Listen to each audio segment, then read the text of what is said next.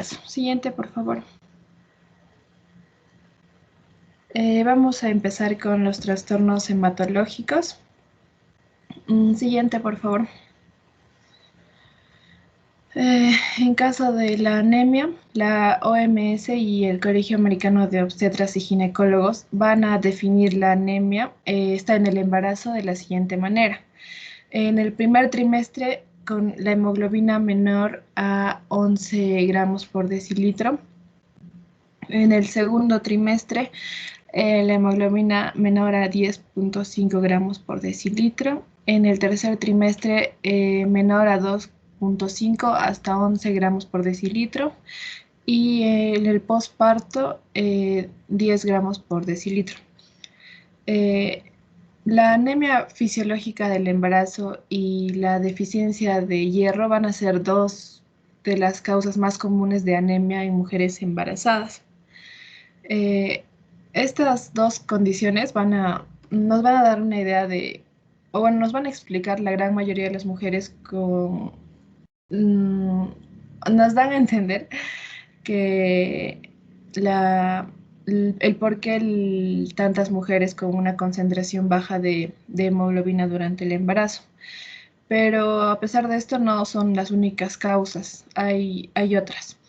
En cuanto a lo fisiológico, tenemos la causa fisiológica que se va a dar porque el volumen plasmático va a aumentar entre un 10 a un 15% a las 6 a 12 semanas de gestación y se va a expandir rápidamente hasta las 30 a 34 semanas y luego se estabiliza o disminuye levemente hasta el término.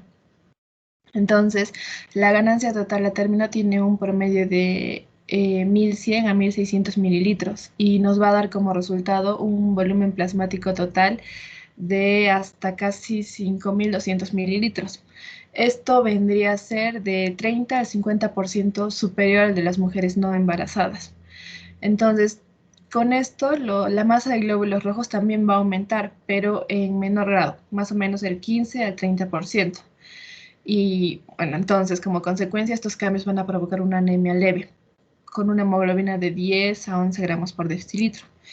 En cuanto a la deficiencia de hierro, es la segunda causa más común de anemia después de la fisiológica. Claro que la fisiológica no la contamos como una condición patológica. Van a haber varios factores que van a contribuir a la deficiencia de hierro en esta población de gestantes. Las mujeres en algunas partes del mundo, especialmente en países o en entornos con recursos limitados, pueden tener una dieta insuficiente de hierro. Además de que los requerimientos de hierro aumentan mucho durante el embarazo por el aumento del volumen sanguíneo de la madre, los requerimientos de hierro para la producción de glóbulos rojos fetales y también el crecimiento fetoplacentario. Dentro de otras causas tenemos las anemias adquiridas, que podrían ser por deficiencia de folato, que esta es una de las causas más comunes de anemia megaloblástica durante el embarazo. Esta a menudo está asociada con dietas bajas en proteínas animales, vegetales de hojas frescas y legumbres. La ingesta diaria recomendada de folato es de 400 a 800 microgramos, comenzando al menos un mes antes de intentar la concepción, y esto lo continuamos durante todo el embarazo para todas aquellas mujeres que planean o pueden tener un embarazo. Esta dosis también es suficiente para prevenir la deficiencia materna de folato. En personas con una deficiencia ya documentada de folato, lo que se recomienda es un suplemento de ácido fólico, 1 miligramo por día, antes de la concepción. Esta dosis va a ser más que suficiente para la prevención de la deficiencia de folato y también, obviamente, los defectos de tubo neural que están asociados con esta deficiencia de folato en la gran mayoría de las personas. Tenemos excepciones, por ejemplo, en mujeres que en un embarazo anterior ya han tenido, ya se han visto afectados por defectos del tubo neural fetal. Entonces, en estos casos, la dosis recomendada de ácido fólico antes de la concepción va a ser de 4 miligramos al día. Y también tenemos deficiencia de vitamina B12, que es una causa de anemia macrocítica durante el embarazo en algunas mujeres. Esto particularmente en aquellas que han tenido gastrectomías parciales o totales, o aquellas que sufran enfermedades de Crohn. También tenemos otras deficiencias de nutrientes, como de vitamina A, o también infecciones crónicas que pueden causar anemia.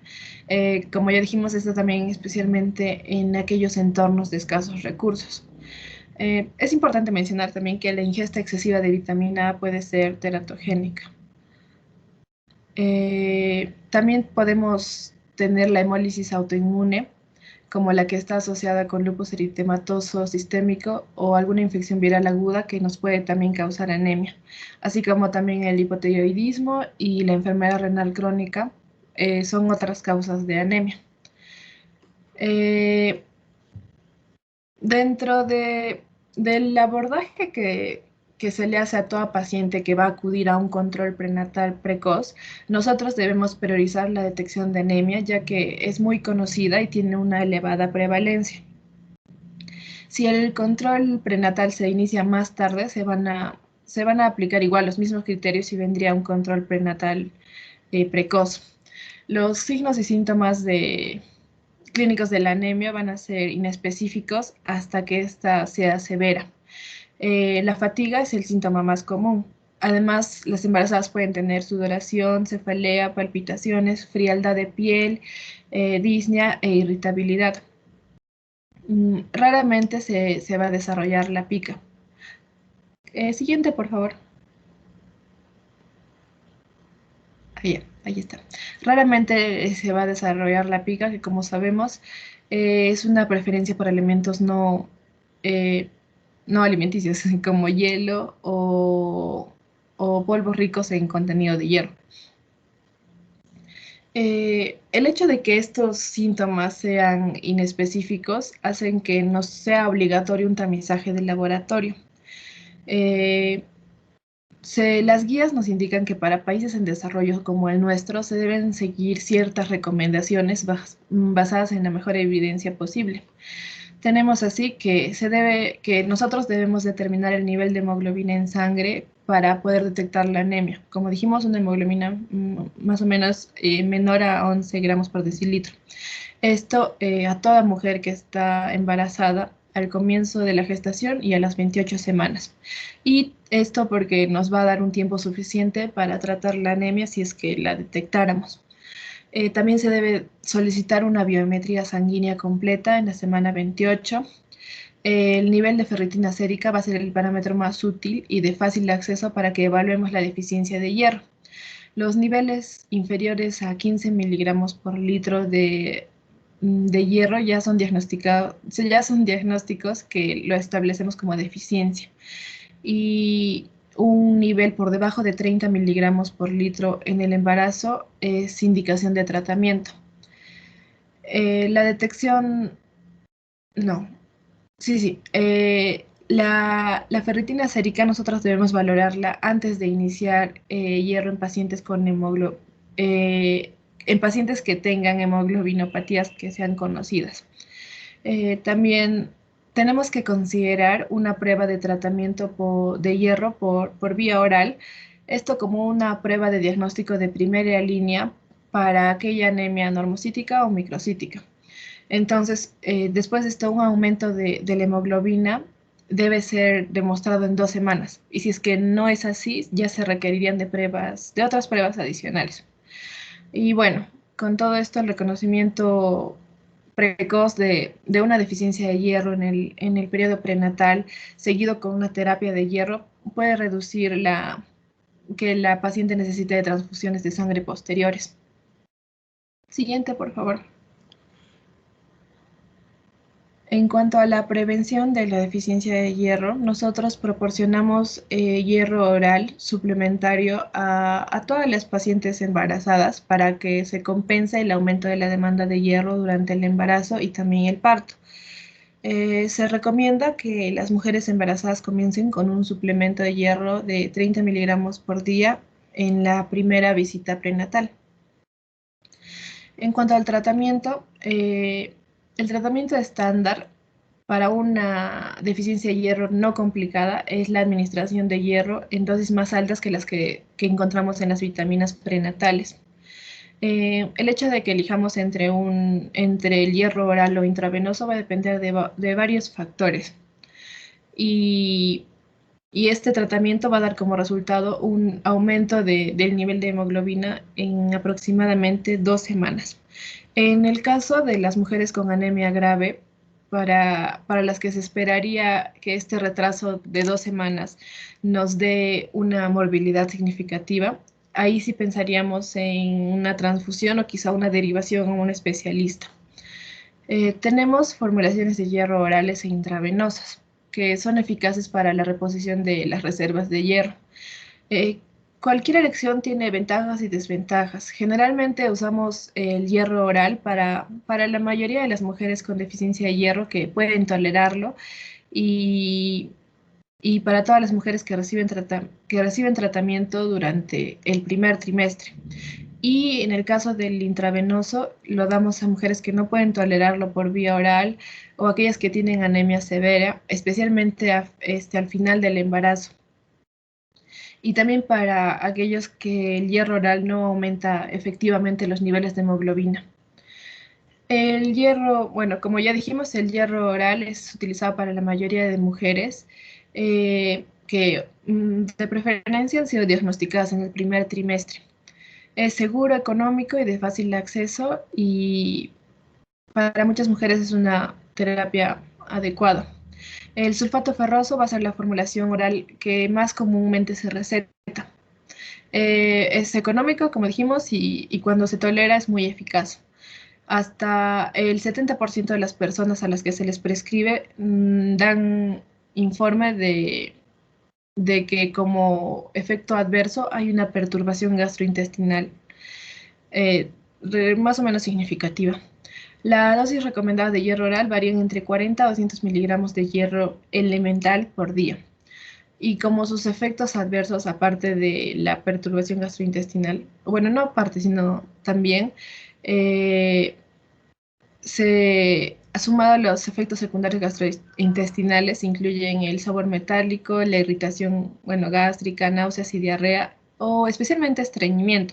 Este estreñimiento se ve agravado por los niveles elevados de progesterona que van a ralentizar el tránsito intestinal y también el agrandamiento del útero grávido que presiona posteriormente sobre el recto. En caso del hierro intravenoso, vamos a utilizarlo, como dijimos, en mujeres que no pueden tolerar el hierro oral, pacientes con anemia severa y, bueno, para quienes el hierro oral no ha sido eficaz. Entonces, este no lo vamos a usar durante el primer trimestre porque no hay datos de seguridad para su uso durante este primer trimestre. Sin embargo, lo consideramos seguro y eficaz durante el segundo y el tercer trimestre de embarazo y tiene una frecuencia mucho menor de efectos adversos que el hierro oral y, y además de efectos adversos graves, mucho menos. Y en cuanto a la evaluación de la respuesta al tratamiento, la respuesta que nosotros esperamos a la reposición de hierro es una mejora en la producción de glóbulos rojos, que primero va a empezar con una reticulocitosis y después de aproximadamente una semana, una semana. Luego tenemos un aumento en el nivel de hemoglobina de al menos 1 gramo por decilitro en 2 o 3 semanas y un aumento de ferritina sérica en el rango normal, típicamente dentro de las 3 semanas. Esta respuesta va a ser similar con la administración oral o intravenosa y va a depender principalmente del tiempo que lleva a incorporar el hierro a los precursores de los glóbulos rojos y su maduración a glóbulos rojos maduros ya circulantes. Tenemos también la prevención de otras causas de anemia que puede ser aplicado a determinadas personas. En caso del ácido fólico, se recomienda de forma rutinaria la suplementación con ácido fólico para que podamos prevenir también defectos del tubo neural. Eh, También tenemos la vitamina B12 para las personas que consumen, por ejemplo, una dieta vegetariana estricta o aquellos con razones anatómicas para desarrollar una deficiencia de vitamina B12. Debemos enfatizar la importancia de esta vitamina oral suplementaria. Siguiente, por favor. Entre otros trastornos tenemos las policitemias, que dentro de ellas tenemos la policitemia secundaria y la policitemia vera. En la policitemia secundaria, la eritrocitosis excesiva durante el embarazo suele estar relacionada con la hipoxia crónica y esta causada por una cardiopatía congénita materna o también un trastorno pulmonar crónico. Eh, bueno, entonces por esta razón también fumar cigarrillos de manera inusitada puede causarnos policitemia. Han habido mujeres embarazadas sanas que fumaban mucho, tenían bronquitis crónica y hematocritos de 55 a 60% en volumen. Si esta policitemia es grave, la probabilidad de un embarazo exitoso es muy baja. Y tenemos la policitemia vera, que es un trastorno primario mieloproliferativo de las células madre hematopoyéticas primarias clonadas.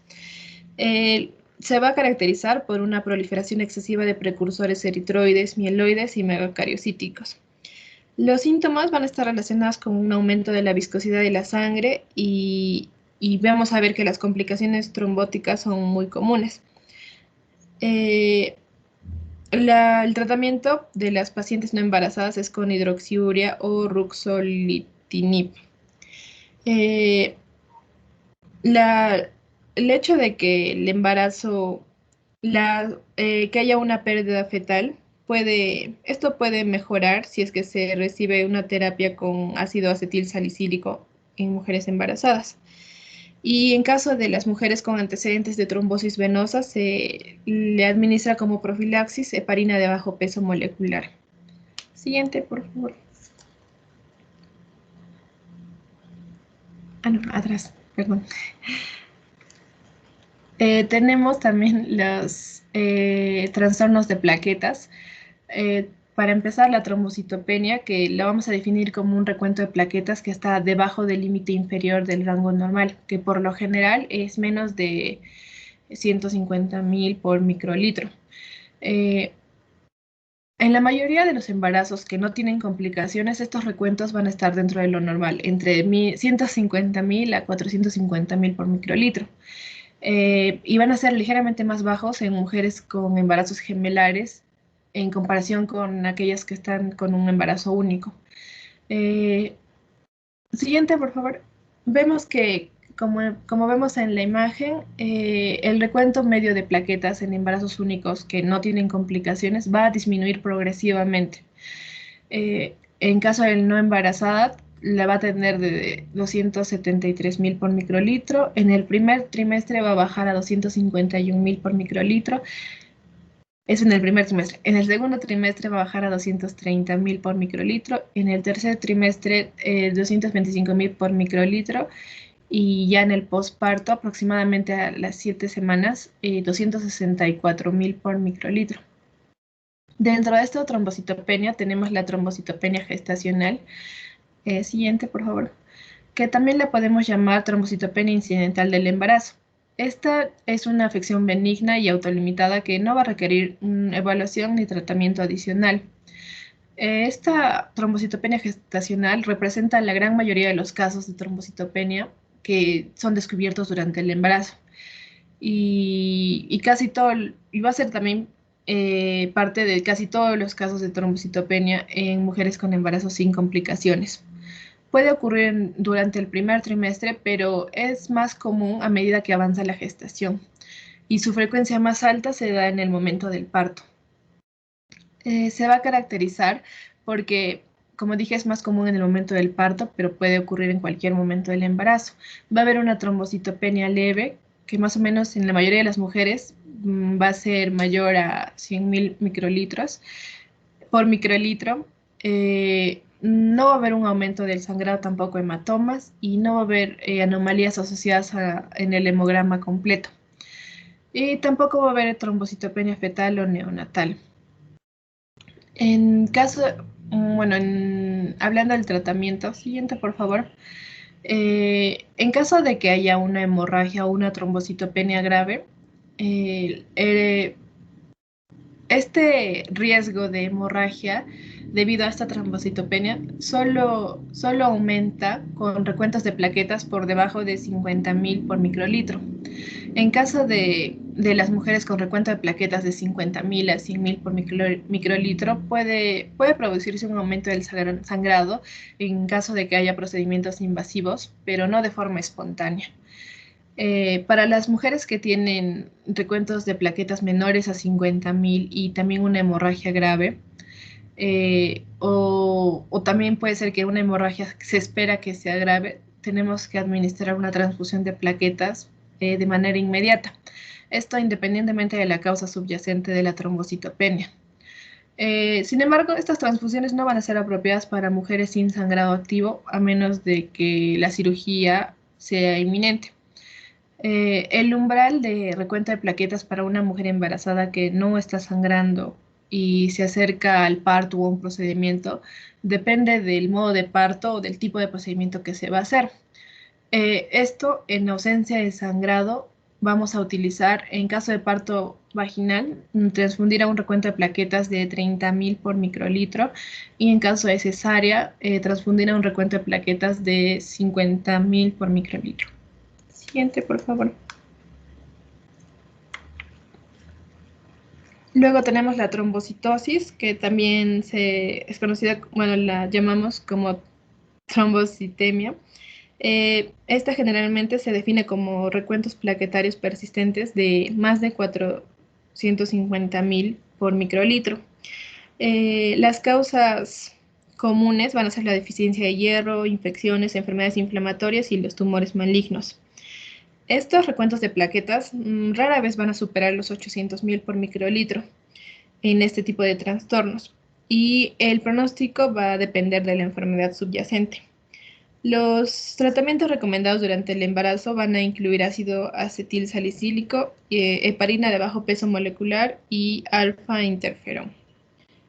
Luego tenemos también, por último, las microangiopatías trombóticas, que aunque no son un trastorno plaquetario primario, hay cierto grado de trombocitopenia, va a acompañar a las microangiopatías trombóticas, dentro de las cuales está la púrpura trombocitopénica trombótica y el síndrome urémico hemolítico. Estas microangiopatías trombóticas se caracterizan por trombocitopenia, hemólisis por fragmentación y disfunción orgánica variable.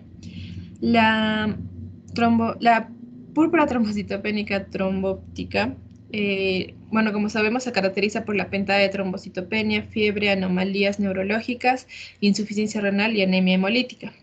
Y en el caso del síndrome urémico hemolítico, normalmente va a tener un compromiso renal más profundo y menos aberraciones neurológicas.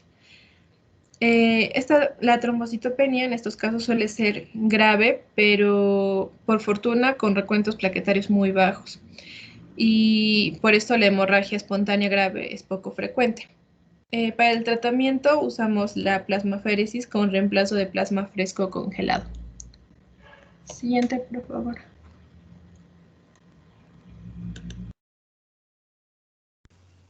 Ya. Ahora vamos a continuar con lo que son los trastornos dermatológicos. Siguiente, por favor. Bueno, sabemos que durante lo que es la gestación, la mujer embarazada va a sufrir muchos cambios y la piel no va a ser la excepción. Vamos a ver que hay factores que van a inducir los cambios en la piel, que puede ser queratinocitos, melanocitos, fibroblastos, células inflamatorias, unidades pilosebáceas, glándulas sudoríparas, hasta los vasos sanguíneos. En sí se va a involucrar mucho lo que son factores hormonales y genéticos que van a tener un papel muy importante. Por ejemplo, los niveles de hormonas van a estimular o van a ser de estimulantes de los melanocitos. Van a haber polipéptidos que van a tratar de generar todo este proceso y lo cual van a hacer o van a permitir que se puedan elevar estos en el embarazo. También vamos a ver la participación tanto de estrógenos y progesteronas que van a estimular a estos melanocitos. Siguiente, por favor. Ya, como un breve resumen, vamos a ver que va a haber cambios fisiológicos de la piel. Vamos a ver que pueden ser pigmentarias, una hiperpigmentación, que como ya también lo dije, van a ser estimuladas por estrógenos o progesterona, y vamos a ver que pueden presentarse tanto en pezones, areolas, la línea media, en los genitales, muslos, sitios de pliegues, ¿no? Siguiente, por favor. Como vemos en la imagen, siguiente, por fin. Y bueno, también, ¿no? El melasma, que va a ser manchas marrones que se van a dar en el rostro de la mujer gestante, y que si la paciente no va a tener, por ejemplo, cuidado a la exposición solar, estas pueden incrementar. En cuanto a las vasculares, vamos a tener la presencia de activación endotelial, el estrógeno, lo cual va a haber una disminución del tono de músculo liso.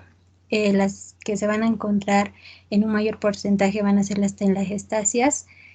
También vamos a ver un eritema palmar, y la presencia de congestión venosa por la compresión uterina. Y a la par de todo esto, una proliferación vascular.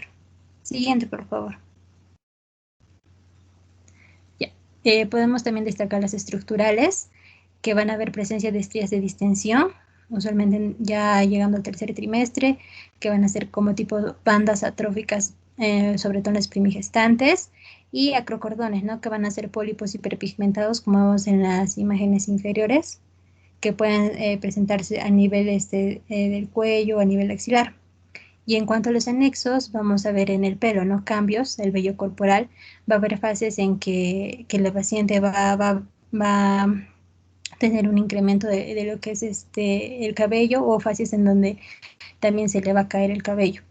En cuanto a las uñas, vamos a tener presencia de melanoniquia o la nicolisis y las uñas frágiles. En cuanto a las glándulas sudoríparas, una hiperhidrosis imidaria. Y en cuanto a las glándulas sebáceas, en cuanto a la presencia de las glándulas de Montgomery, y también la presencia de acné, que sí se va a ver muy común y que posteriormente lo vamos a explicar. Siguiente, por favor. A la par de esto, también vamos a tener lo que es la dermatosis específica del embarazo. Y vamos a encontrar unas cuatro muy importantes, que va a ser la colestasis intrahepática, las pápulas urticarias con prurito y placas del embarazo, la erupción atópica del embarazo y el pemfigoide gestacional. Siguiente, por favor. Bueno, en sí, estas van a ser las cuatro dermatosis consideradas únicas, y en general como grupo se van a diagnosticar en hasta 5% de las embarazadas. El prurito va a ser una característica muy común de estos cuatro, y vamos a destacar a la colestasis intrahepática y el pemfigoide gestacional porque tienen una relación con lo que son resultados fetales adversos, o sea, va a haber una afectación fetal. Vamos a hablar de la colestasis intrahepática del embarazo. En este caso, también se le va a conocer como la ictericia recurrente del embarazo, hepatosis colestásica e ictericia gravídica. Se va a caracterizar por lo que es prurito, ístero o la presencia de ambos. Va a ser muy común en el embarazo múltiple y va a tener una fuerte influencia genética. A través de la historia se conoció que mujeres indígenas, por ejemplo de Chile y Bolivia, tenían una incidencia alta de presentar todo esto.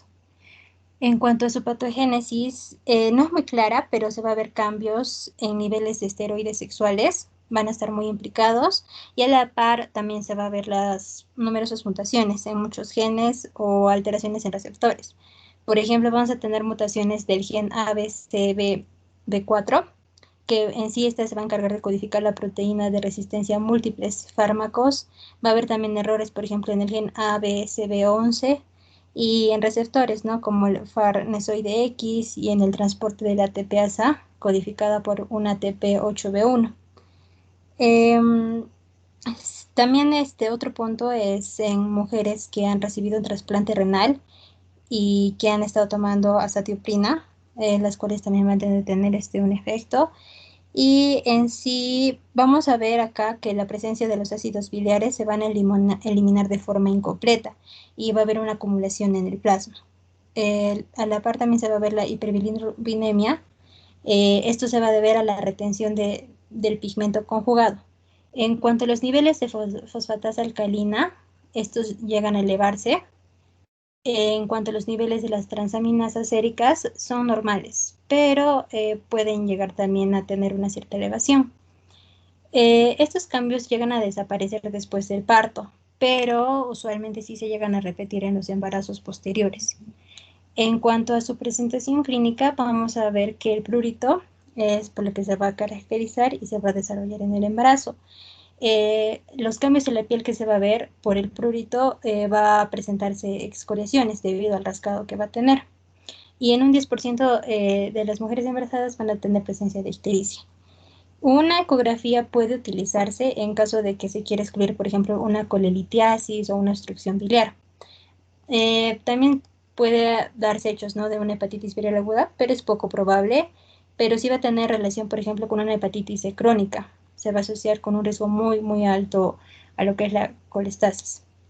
Y en cuanto a su tratamiento, como sabemos, el prurito va a llegar a ser muy molesto, entonces esto va a ser debido a las concentraciones elevadas de las sales biliares en suero, por lo que se le va a recomendar antihistamínicos y emolientes tópicos que van a proporcionar alivio a la paciente.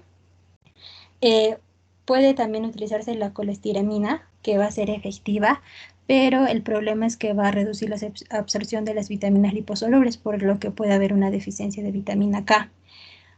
Según análisis y otras investigaciones, también se sugiere el ácido ursodeoxicólico, que va a aliviar lo que es el prurito, va a disminuir niveles de enzimas séricas y de ácido biliar, y a la vez puede reducir ciertas complicaciones neonatales. Siguiente, por favor. Me olvidaba. En cuanto a la gestación fetal, lo que va a provocar esta es que va a haber un aumento de la morbilidad perinatal. Ya, siguiente, por favor. Ya. Ahora pasemos al pemfigoide gestacional. Va a ser una enfermedad autoinmune ampollosa y por lo cual se va a considerar algo raro en su presentación. Va a tener presencia de pápulas pruriginosas y placas y urticaria. Y a las 2 semanas pueden convertirse en lo que son vesículas o ampollas. Estas lesiones usualmente se van a presentar alrededor del ombligo, como vemos en la imagen, y a menudo en otras superficies de la piel, pero van a evitar lo que es ocupar membranas mucosas, cuero cabelludo y la cara. Anteriormente esta era denominada como herpes gestacional, pero no está relacionado con el herpes virus. En cuanto a su patología, vamos a ver que anticuerpos de la inmunoglobulina G materna se van a dirigir a lo que es el colágeno 17 y esta se va a encontrar en la membrana basal de la piel y en el epitelio amniótico. Este colágeno se va a denominar pemfigoide buloso 180. Entonces, la unión de autoanticuerpos al colágeno va a activar el complemento y así va a promover la quimiotaxis de eosinófilos. Y posterior a esto se va a dar la desgranulación eosinofílica, que va a dañar la unión entre la dermis y la epidermis y así va a conducir a lo que es la formación de las ampollas. Estos se llegan a desarrollar durante el primer embarazo en sí y la mayoría de los y los posteriores embarazos también se pueden ver afectados. En cuanto a las incidencias, vamos a ver que se va a presentar más en las mujeres blancas y estos también pueden presentarse durante el segundo y tercer trimestre. Puede generarse también brotes y remisiones antes del parto. Como dijimos, la anterior y esta va a tener una afectación fetal. En este caso va a tener una asociación con el parto prematuro y la restricción de crecimiento fetal. Ya. Después del parto, estas lesiones pueden resolverse lentamente. No va a dejar cicatrices y en algunos casos, o en la mayoría de mujeres, van a quedar libres de esta enfermedad tras 6 meses después. En cuanto a su diagnóstico y tratamiento, antes de que se formen ampollas, estas lesiones pueden asemejarse, tener parecido a pápulas y placas de urticaria pruriginosas.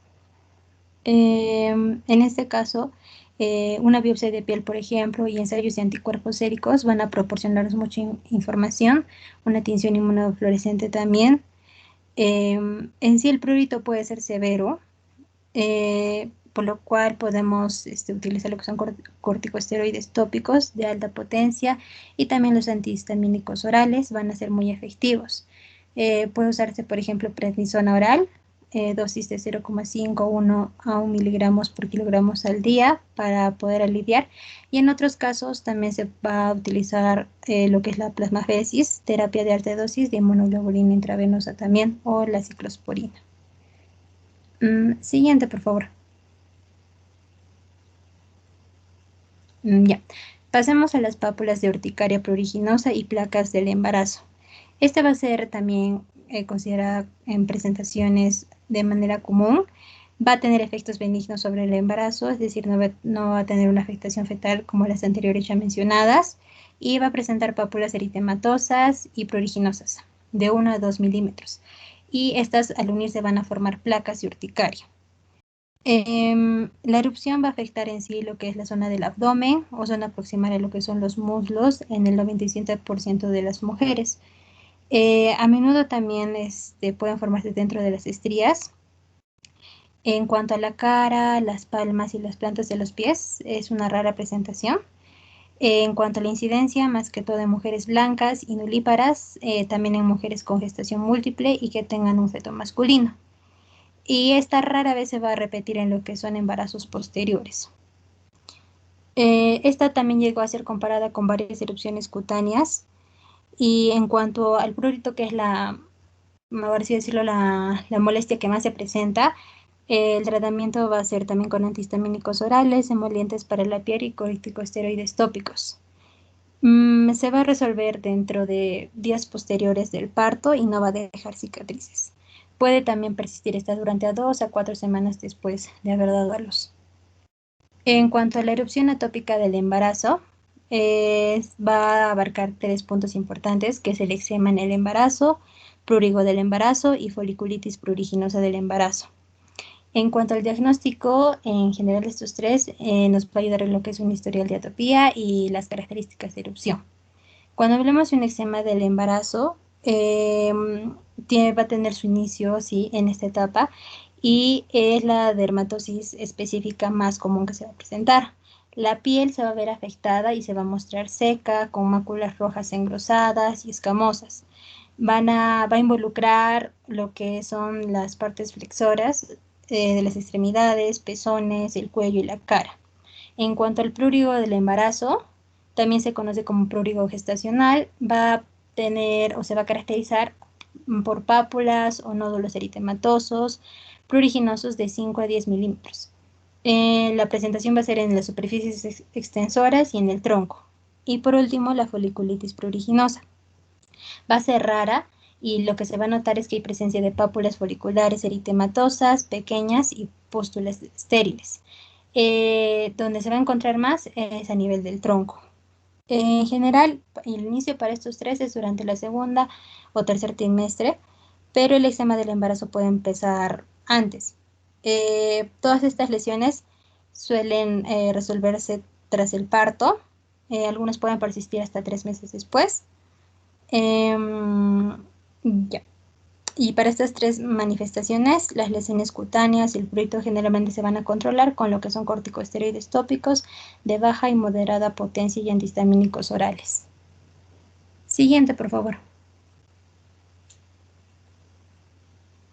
Ya.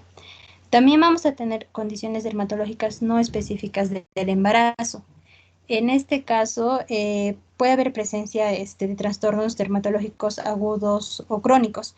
Las que vamos a ver ahorita son de condiciones crónicas. Por ejemplo, el acné común es una dermatosis crónica y se va a ver afectada de manera un poco impredecible en el embarazo. En este caso, el tratar esta sí sería bueno y se va a tratar con peróxido de benzoilo solo, puede ser combinado con eritromicina tópica o clindamicina tópica también. Otro que nos puede ayudar es el ácido aceloico, es otro agente comedolítico también que nos va a ayudar. En cuanto a la psoriasis y psoriasis pustulosa, es otra dermatosis crónica, va a tener un curso variable, pero puede tener brotes postparto que van a ser muy comunes. Al tratar esta puede administrarse los emolientes solos y pueden agregarse corticosteroides tópicos. Otro método de tratamiento que se puede usar es la fototerapia con radiación de ultravioleta B y se puede usar como una opción de segunda línea. Y otro sería la ciclosporina, corticosteroides sistémicos y antagonistas del factor de necrosis tumoral alfa, que ya van a ser agentes de tercer nivel. En sí, en contraste con, por ejemplo, la psoriasis pustulosa generalizada en el embarazo, esta puede presentar síntomas sistémicos más graves.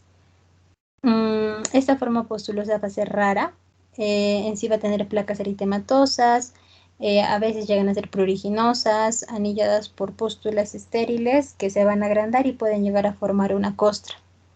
Las lesiones en sí van a involucrar zonas intertriginosas, pueden extenderse al torso, extremidades y hasta la mucosa oral.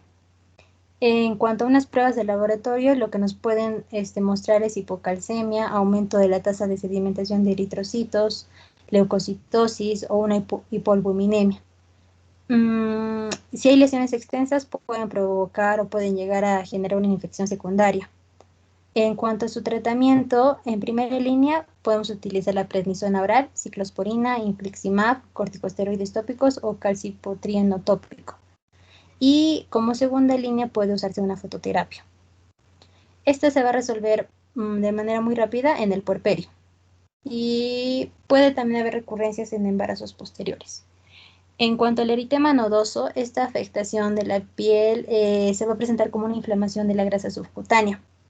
Va a estar asociada también a otros trastornos y puede haber desencadenantes para esto. Pueden ser infecciones, sarcoidosis, drogas, síndrome de Behçet, enfermedad inflamatoria intestinal, entre otros. Se van a caracterizar porque va a haber nódulos rojos y calientes de 1 a 6 centímetros.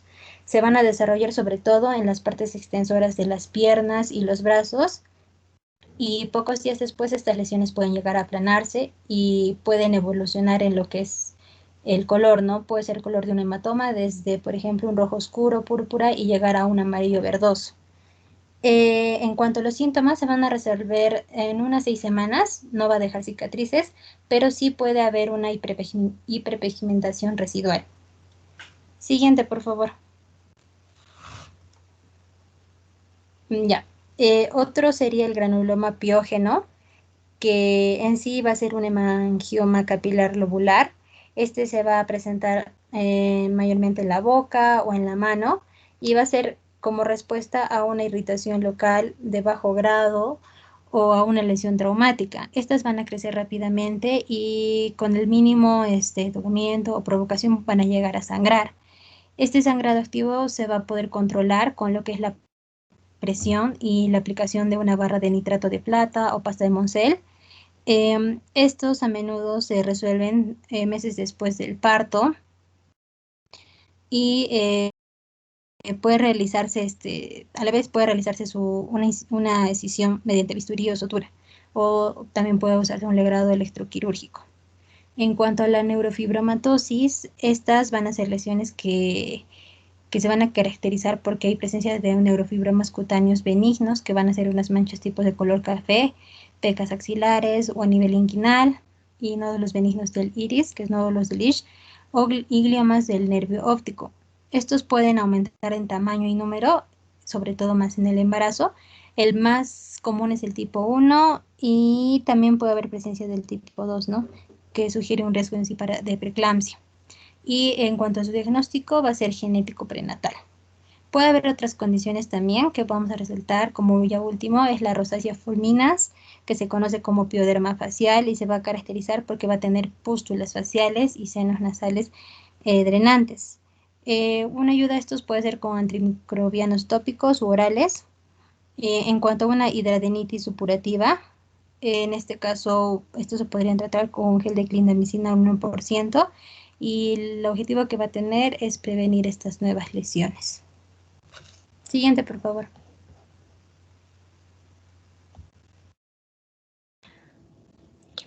Bueno, voy a continuar con las enfermedades del tejido conectivo. También las vamos a conocer como trastornos vasculares y del colágeno. Van a tener dos causas subyacentes principales: las enfermedades por inmunocomplejos, en los que sabemos que el daño es por causa del almacén de inmunocomplejos en los tejidos, y los trastornos hereditarios de los huesos, la piel, cartílagos, los vasos capilares y las membranas basales. Siguiente, por favor.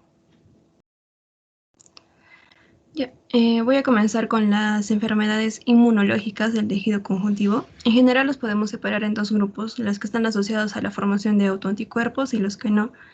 El más conocido de estos anticuerpos es el factor reumatoideo, que va a estar asociado a muchas enfermedades inflamatorias, autoinmunes, pero las más frecuentes y conocidas van a ser el lupus y la artritis reumatoide, pero hay muchas otras. En el embarazo, algunos de estos síndromes pueden mitigarse por resultado de la inmunosupresión que va a permitir el injerto de los tejidos fetales y placentarios. Por ejemplo, como va a ocurrir con el predominio de los T-helper 2 durante el embarazo sobre los T-helper 1, que eran los que producían las citoquinas. Y además, esta inmunosupresión se va a ver favorecida por algunas hormonas que van a alterar las células inmunes. Por ejemplo, la progesterona, que va a ser una inmunosupresora. Por otro lado, tenemos que las enfermedades mediadas por el sistema inmune pueden contribuir a enfermedades obstétricas. Algunas de estas van a ser causadas o activadas por embarazos anteriores. Para explicarlo brevemente, recordemos que en las primeras semanas de embarazo se pueden detectar en sangre células y ADN fetales. El microquimerismo de células fetales va a ser la persistencia de estas células en la circulación y en órganos maternos después del embarazo. Y al ser injertadas en el tejido materno van a estimular los anticuerpos, y esto podría ser la causa de la predilección por trastornos autoinmunes, que es más frecuente en mujeres, y también ya se encontró evidencia de esto. Siguiente, por favor. El lupus eritematoso sistémico es una enfermedad heterogénea y de una patogenia compleja. El 90% de casos se presenta en mujeres, y se calcula que su prevalencia es de 1 en cada 500 mujeres en edad fértil. El lupus es variable en su presentación, en su curso y en su evolución. Inicialmente puede afectar solo a un grupo de órganos y posteriormente extenderse a otros. Lo más común que vamos a encontrar son malestar, fiebre, artritis, erupción cutánea, pleuropericarditis, fotosensibilidad, anemia y disfunción cognitiva. Y al menos el 50% va a presentar afectación renal. La mejor prueba de detección van a ser los anticuerpos antinucleares o ANA, y que también son los más usados, pero sin embargo estos no son específicos para lupus. Tenemos otros marcadores que son relativamente específicos, como los anticuerpos doble cadena contra ADN y los antígenos Smith. En el lupus y el embarazo, en 1998, Petri reportó un riesgo del 7% de morbilidad grave durante el embarazo, y bueno, esto en las últimas décadas se ha mejorado. En mujeres con lupus leve o moderado, los resultados son relativamente favorables, y en los casos de lupus cutáneo no hay resultados adversos. Sin embargo, cuando se diagnostica durante el embarazo, generalmente va a evolucionar a un cuadro severo.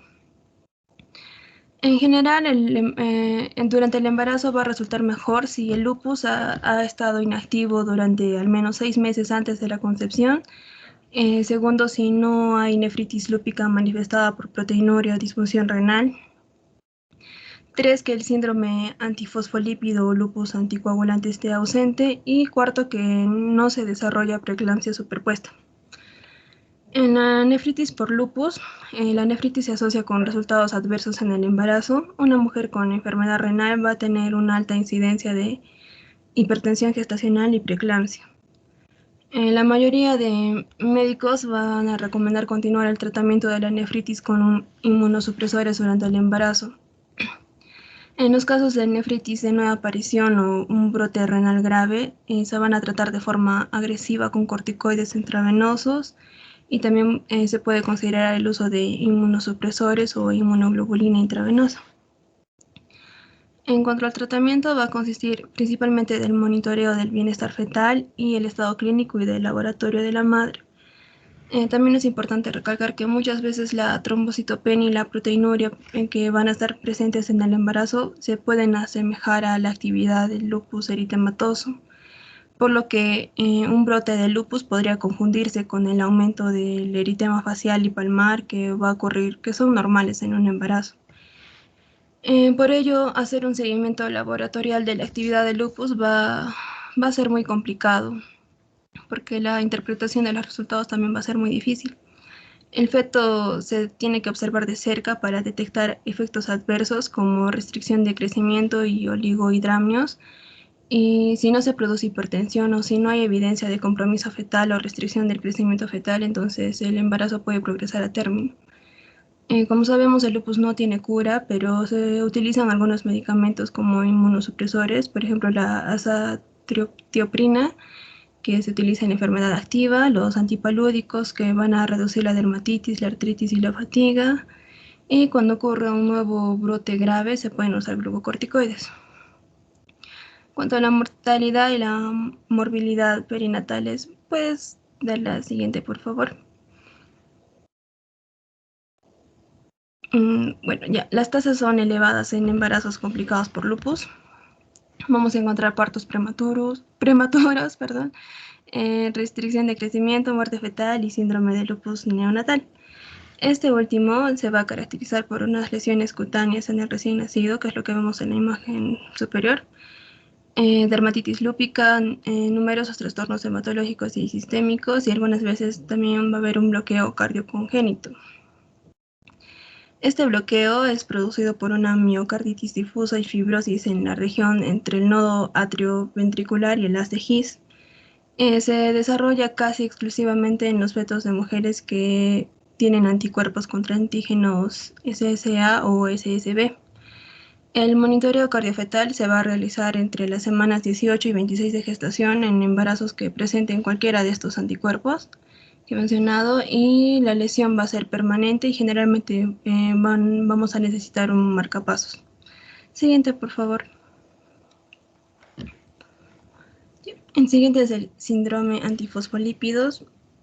Es una trombofilia adquirida mediada por anticuerpos con trombosis recurrente y con recurrente morbilidad en el embarazo. La afectación del sistema nervioso central va a ser una de las manifestaciones clínicas más destacadas.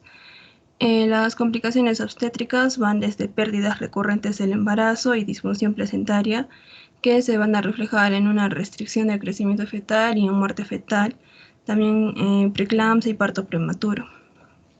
El tratamiento se realiza con ácido acetilsalicílico, anticoagulación y monitoreo cercano.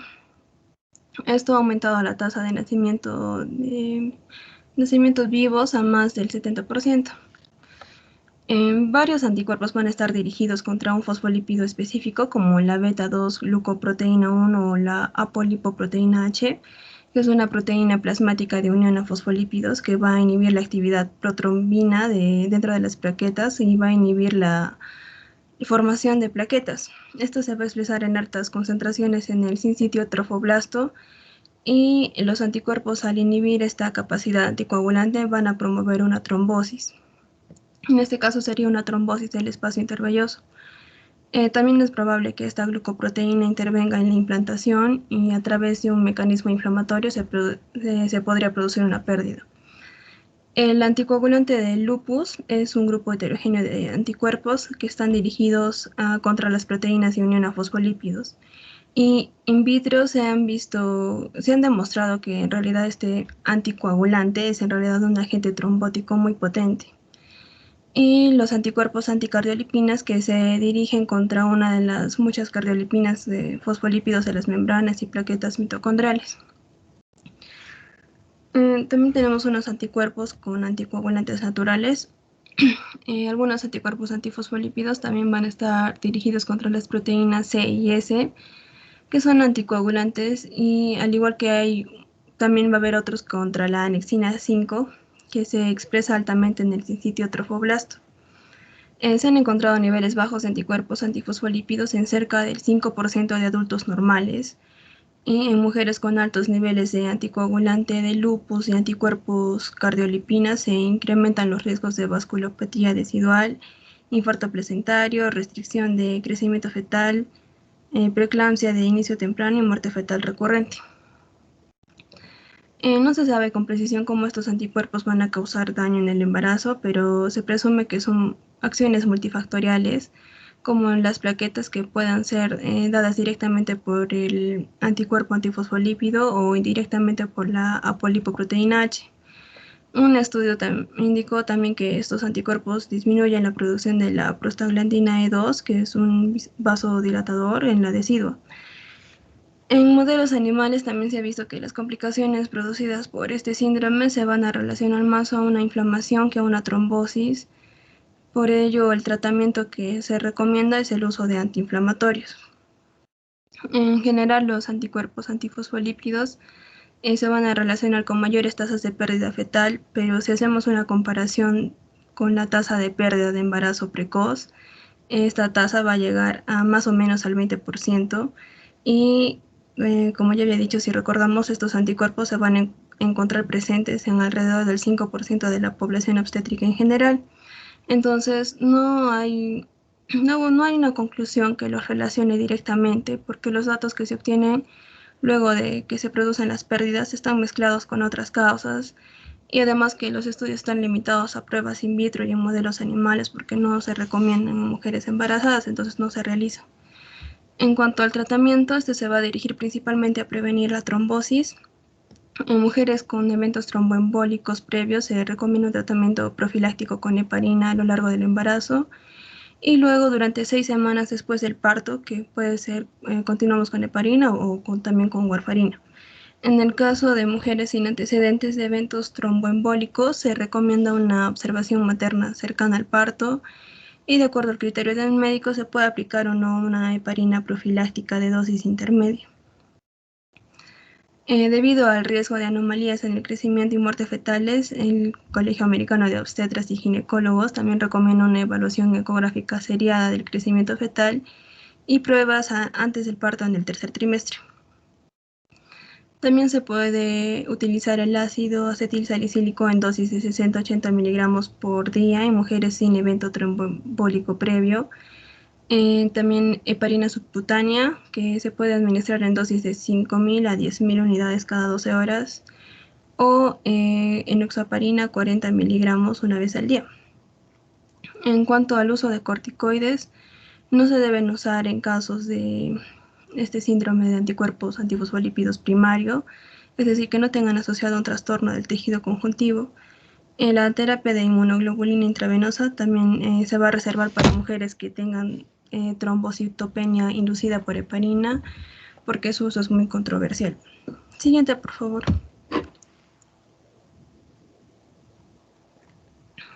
La artritis reumatoide es una enfermedad crónica que proviene de una disfunción inmunológica donde las células T van a secretar citoquinas que van a producir la inflamación, la poliartritis y síntomas sistémicos. Esta enfermedad es propensa a la destrucción del cartílago, erosiones óseas y deformidad de las articulaciones. El tratamiento se va a dirigir al dolor, la reducción de la inflamación y proteger la estructura de las articulaciones y preservar el funcionamiento de las mismas. En los últimos años, el metotrexato se ha convertido en el medicamento de preferencia, pero nosotros no lo podemos utilizar durante el embarazo por todos los efectos adversos que provocan el producto, pero podemos utilizar otros medicamentos como la sulfasalazina y la hidroxicloroquina, combinado con inhibidores de la COX-2, la prednisona en dosis bajas de 7.5 a 20 miligramos por día. Durante el embarazo, la artritis va a mejorar hasta en un 90% de los casos. Esto podría estar relacionado a las alteraciones que hay de las células T reguladoras, según algunos estudios que se han realizado en modelos animales. Sin embargo, después del parto es muy común que la enfermedad se exacerbe. Y según un estudio, esto ocurre principalmente en mujeres lactantes. La artritis reumatoide juvenil es la causa más frecuente de artritis crónica en niños y persiste hasta la adultez. Este tipo de artritis tiene menores resultados adversos durante el embarazo, y en estos pacientes es muy común dar un tratamiento con anticonceptivos orales, ya que además de la anticoncepción, también tiene un gran potencial para producir una mejoría de la enfermedad. Siguiente, por favor. La esclerosis sistémica o esclerodermia es un trastorno crónico del tejido conjuntivo multisistémico que tiene una etiología desconocida. Esta enfermedad tiene una gran prevalencia en mujeres y una mayor incidencia en años posteriores al parto, por lo que se cree que está relacionada al microquimerismo que estaba comentando al inicio. Se distingue por la sobreproducción de un colágeno normal. En su forma más benigna tiene una progresión lenta. El fenómeno de Raynaud se observa en el 95% de las pacientes. También puede producirse una hinchazón de las extremidades distales y la cara. Aunque esta enfermedad es incurable, el tratamiento está dirigido a la afectación del órgano terminal y esto puede aliviar los síntomas y mejorar la función. Su prevalencia en el embarazo se aproxima de 1 en cada 22.000 embarazos. Si la función base de estas mujeres es buena, entonces la enfermedad se va a mantener estable durante toda la gestación, pero la disfagia y la esofagitis por reflujo se van a agravar con el embarazo. Las mujeres con insuficiencia renal e hipertensión maligna tienen mayor incidencia de preeclampsia superpuesta. En caso de que haya un empeoramiento rápido de la enfermedad renal o cardíaca, entonces tenemos que considerar la interrupción del embarazo. Se puede anticipar un parto vaginal a menos que el engrosamiento del tejido blando forjado por la esclerodermia produzca una distosia, y en ese caso sería necesario realizar un parto por cesárea. Pero esta va a tener más complicaciones al momento de hacer el procedimiento al momento de colocar la anestesia y la intubación debido a la enfermedad. La esclerodermia puede estar relacionada a su fertilidad, por ello podemos recomendar varios métodos anticonceptivos reversibles, pero es recomendable evitar los anticonceptivos orales combinados, sobre todo en mujeres con afectación pulmonar, cardíaca o renal. Debido a que esta enfermedad tiene una progresión implacable y permanente, también podríamos considerar la esterilización. Siguiente, por favor. En los síndromes de vasculitis, la inflamación y el daño a los vasos sanguíneos pueden ser primarios o secundarios a otra enfermedad. En los tipos primarios tenemos la poliarteritis nodosa, la arteritis de Takayasu y otros. La poliarteritis nodosa es una vasculitis necrotizante de arterias pequeñas y medianas que se caracteriza por mialgias, neuropatía, trastornos gastrointestinales, hipertensión y enfermedad renal. Una tercera parte se va a asociar a antigenemia de la hepatitis B. La granulomatosis con poliangitis, antes también conocida como granulomatosis de Wegener, es una vasculitis granulomatosa necrotizante de los vasos capilares que afecta en la parte superior del tracto respiratorio inferior y los riñones. Es más frecuente en mayores de 50 años, pero en los casos asociados a embarazos que se han estudiado se ha encontrado una tasa más alta de embarazos prematuros.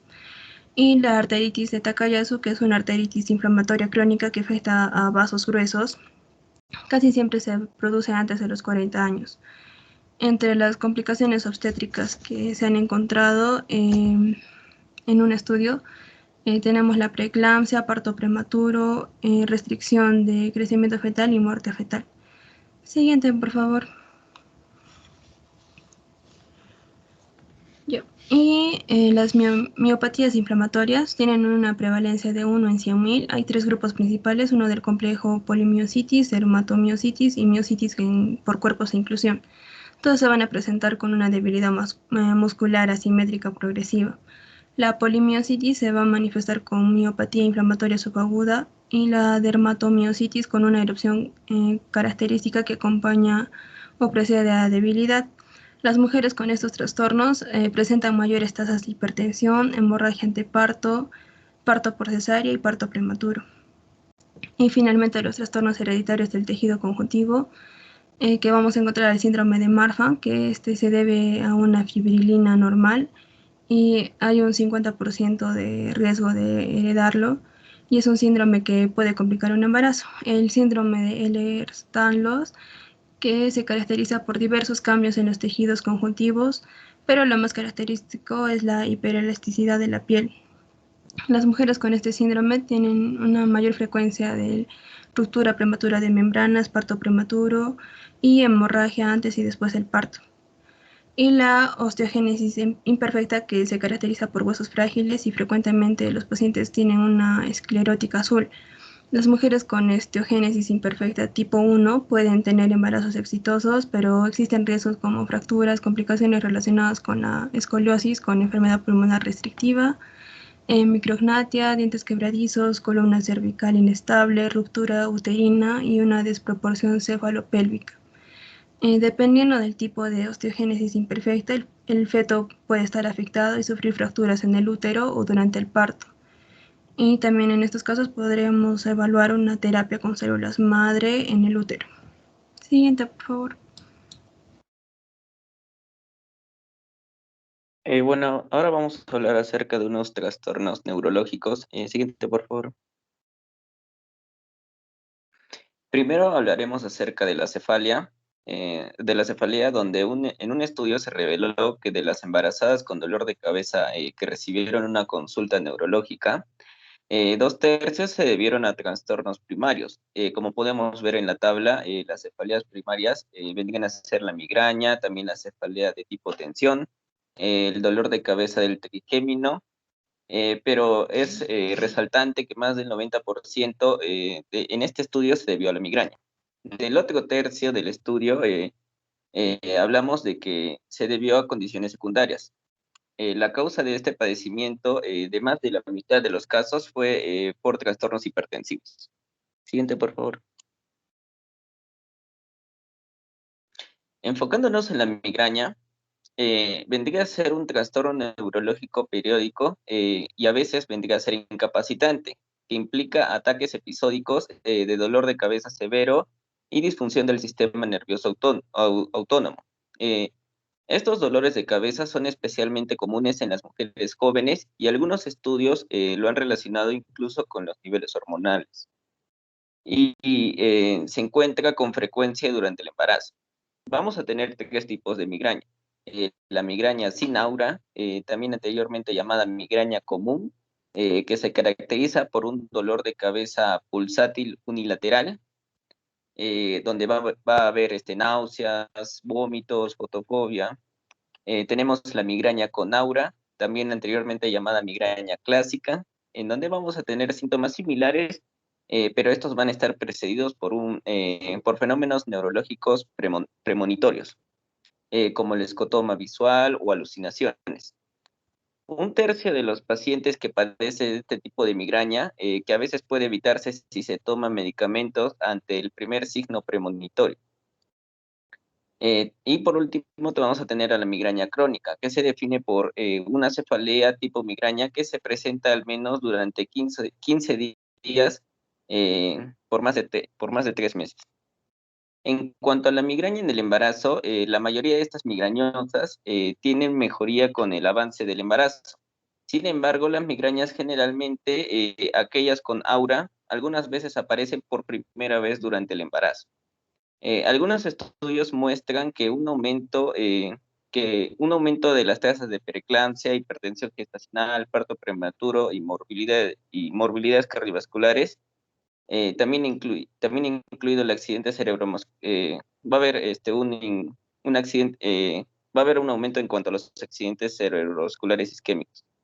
En cuanto al tratamiento, vamos a tener al paracetamol en dosis de 1000 miligramos, eh, que mostró, eh, que mostró buena eficacia por vía oral en los pacientes con migrañas no incapacitantes. También vamos a tener a los AINES, que como recomendación general, estos podríamos usarlos preferentemente no en el primer trimestre y hasta la semana 32, y su uso está justificado ante el fracaso del paracetamol. Si no, no es recomendable evitarlos. Y podemos usar el diclofenaco, el ibuprofeno y el naproxeno. También para la migraña vamos a tener los bloqueos de nervios y la acupuntura. El siguiente, por favor.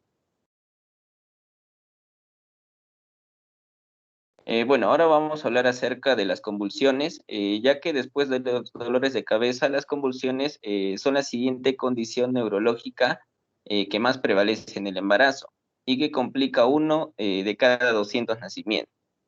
Una convulsión se define como un trastorno paroxístico del sistema nervioso central, caracterizado por una descarga neuronal anormal. con o sin pérdida de la conciencia. Algunas de las causas de los trastornos convulsivos en los adultos jóvenes, tenemos, por ejemplo, los traumatismos craneales, también a las abstinencias inducidas por alcohol, por otras drogas, también a las infecciones cerebrales, a los tumores cerebrales y anomalías bioquímicas.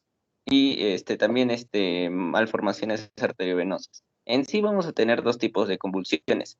Las convulsiones focales, como su nombre lo indica, que se originan en un área localizada del cerebro y afectan el área correspondiente a esa función neurológica.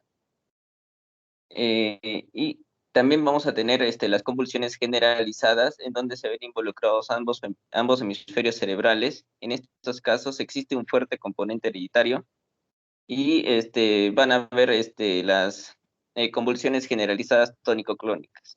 Siguiente, por favor.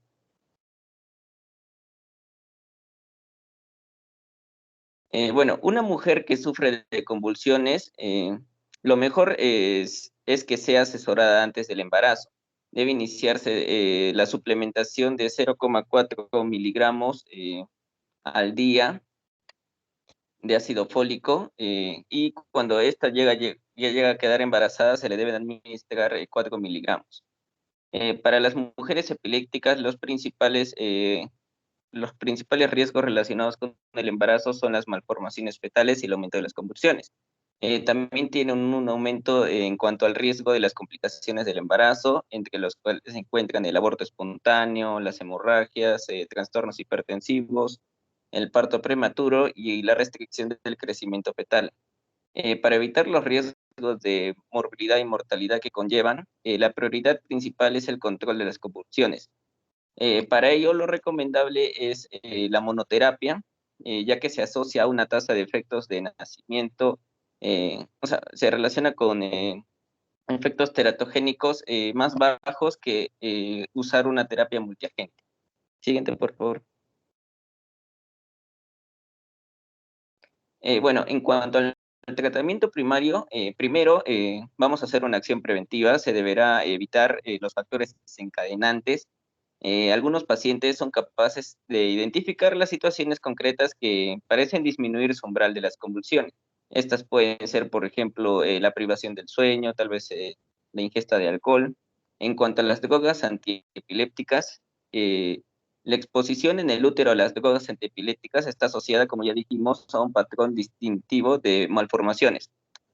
Por ello es necesario la utilización de dosis mínimas y efectivas para el control de las crisis epilépticas, ya que la posibilidad de retirar los antiepilépticos no es muy recomendable y se debe hacer un ajuste clínico apropiado. De acuerdo con la mejor evidencia disponible actual, sería lo más recomendable que las mujeres continúen con la medicación durante el embarazo usando solo la monoterapia, ya que, como dijimos, es preferible usar un solo medicamento que usar varios. También se le debe dar ácido fólico alrededor de 4 a 5 miligramos diarios y y también la administración de vitamina K, ya que los anticonvulsivos como la carbamazepina, la fenitoína y el fenobarbital, estos van a causar una deficiencia transitoria irreversible de los factores de coagulación dependientes de vitamina K. Por lo tanto, en las mujeres se le debe de administrar diariamente 200 miligramos de esta vitamina. Siguiente, por favor.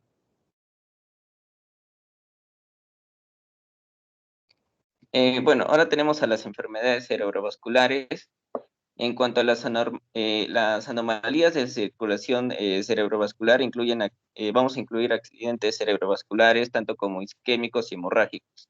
Y también anomalías anatómicas como las malformaciones arteriovenosas y los aneurismas. Bueno, el accidente cerebrovascular es relativamente infrecuente en las mujeres embarazadas, ya que se presenta solo alrededor de 10 a 40 casos en cada 100.000 nacimientos, pero contribuye de gran manera a la mortalidad materna.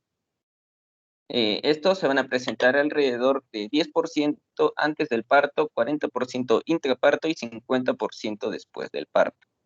En cuanto a los factores de riesgo, vamos a tener aquellos que no están relacionados directamente con el embarazo. Acá vamos a encontrar a la edad, también las migrañas, la hipertensión, la obesidad y la diabetes.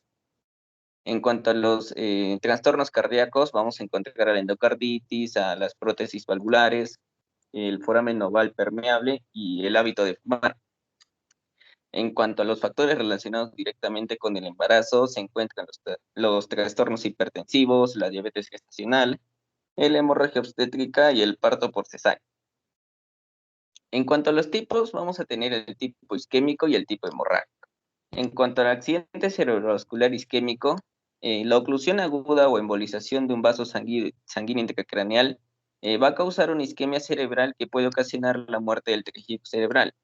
Los pacientes con un accidente cerebrovascular por lo general sufren una aparición repentina de dolor de cabeza severo, también hemiplegia u otros déficits neurológicos. Y también ocasionalmente van a presentar convulsiones. Este tipo de accidente se puede causar por la preeclampsia. Vamos a tener también a la embolia cerebral. Estos accidentes cerebrovasculares suelen afectar a la arteria cerebral media. Entre los factores de riesgo vamos a tener a mujeres que presenten arritmias, especialmente a la fibrilación auricular, a las lesiones vasculares, al prolapso de la válvula mitral, al trombo mural, a las endocarditis infecciosas y a la miocardiopatía periparto. El manejo del accidente cerebrovascular embólico en el embarazo consiste en medidas de apoyo y una terapia antiplaquetaria. En cuanto a la trombosis cerebral arterial, se recomienda la terapia trombolítica con un activador del plasminógeno tisular, como vendría a ser el Alteplas. Y se recomienda administrarla en las primeras 3 horas. En cuanto a la trombosis venosa, usualmente esta va a ocurrir en el puerperio y a menudo está asociado con la preeclampsia, también con la sepsis y las trombofilias. Es más común en pacientes con trombofilias heredadas o con anticuerpos antifosfolípidos. Vamos a tener que el dolor de cabeza vendría a ser el síntoma principal.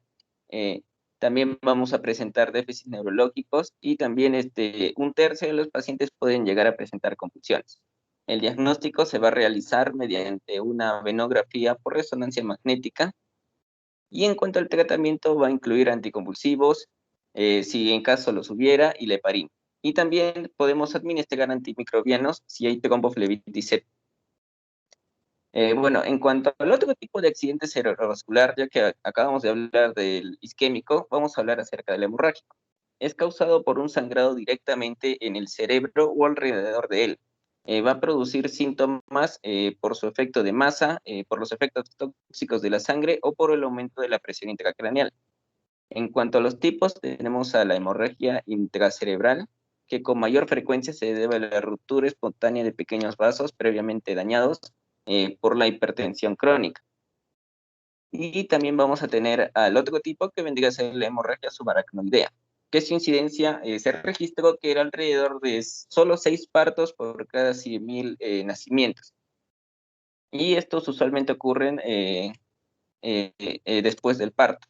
Estas hemorragias son causadas con mayor probabilidad por una malformación cerebrovascular subyacente, también por rupturas de los aneurismas saculares. En estos casos van a ocurrir en el 80% y también están relacionados con las rupturas de malformaciones arteriovenosas y en algunos casos de coagulopatías. Siguiente, por favor.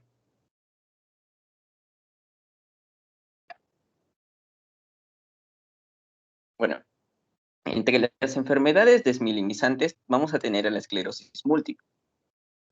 La característica desmielinizante de este trastorno es predominantemente un resultado de una destrucción autoinmune mediada por linfocitos T hacia los oligodendrocitos que sintetizan la mielina. Va a existir una susceptibilidad genética y probablemente un desencadenante ambiental que pudiera ser la exposición a ciertas bacterias y virus.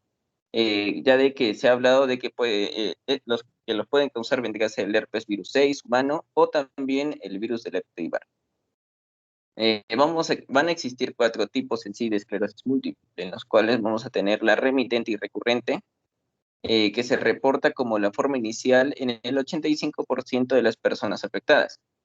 y estos suelen ir seguidos de una recuperación completa de los episodios recurrentes e impredecibles de disfunción neurológica focal o multifocal.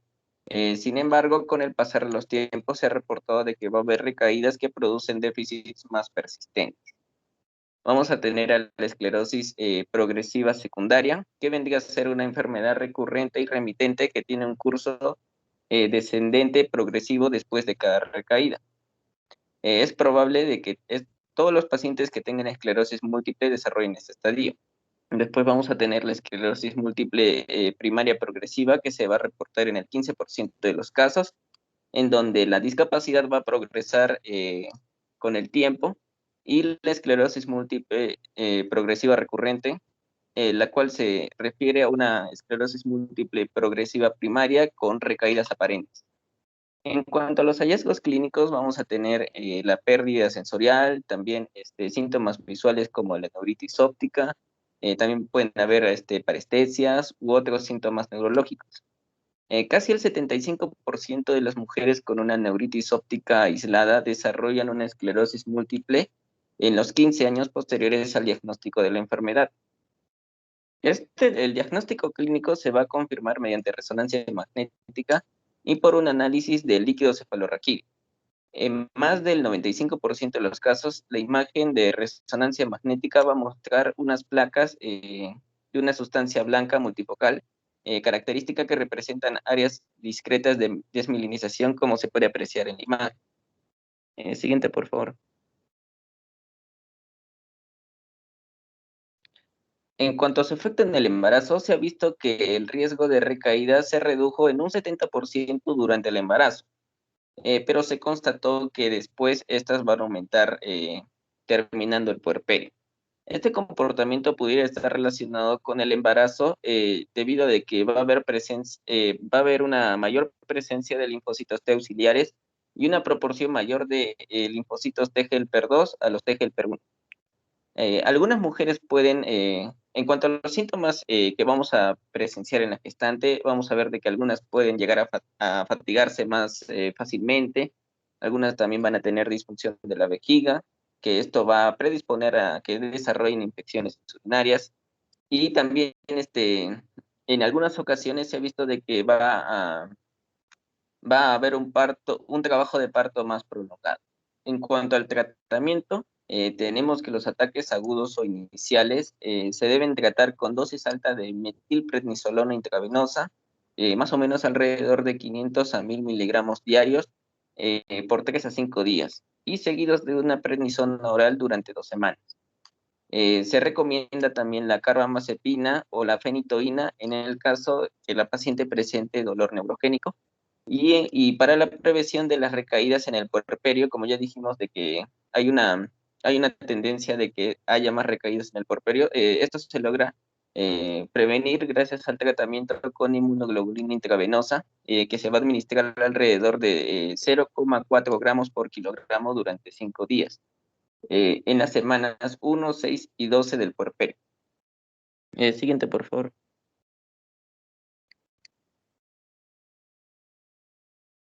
Bueno, en cuanto a la miastenia gravis, su etiología aún es desconocida, pero es probable que los factores genéticos desempeñen un papel. La mayoría de los pacientes van a mostrar anticuerpos contra el receptor de la acetilcolina, aunque alrededor del 10 al 20% de los pacientes van a ser seronegativos. Y también van a poder presentar anticuerpos contra la tirosina quinasa específica del músculo. Estos dos anticuerpos van a ser importantes, por lo que les voy a decir más adelante. Las características cardinales de la miastenia gravis vendrían a ser la debilidad, también vamos a tener la fácil fatigabilidad de los músculos faciales, los orofaringeos, los extraoculares y de las extremidades. También se puede ver de que va a haber una conservación de reflejos tendinosos profundos, y también los músculos craneales van a estar involucrados. En cuanto al tratamiento, el tratamiento de primera línea vendría a ser la pirigostomina oral. También se recomienda la timectomía pero en la mayoría de los casos se pospone hasta después del parto, claro, hasta después del embarazo.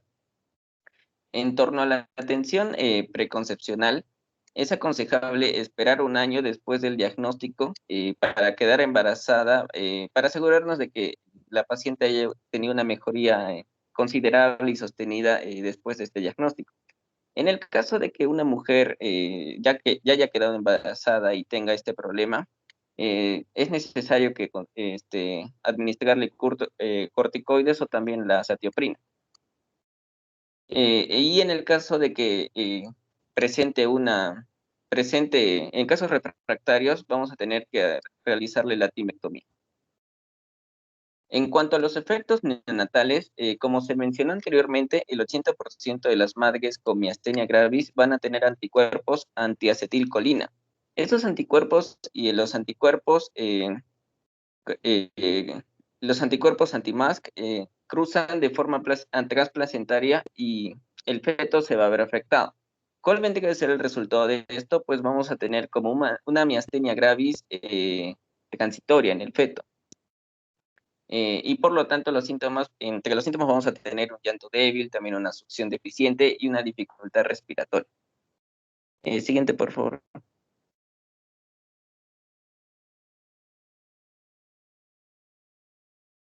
Bueno, ahora vamos a hablar acerca de algunas neuropatías. Vamos a tener, por ejemplo, el síndrome de Guillain-Barré, que es una polirradiculoneuropatía desmielinizante aguda y, como ya sabemos, va a venir con una evidencia clínica o una serología de una infección aguda.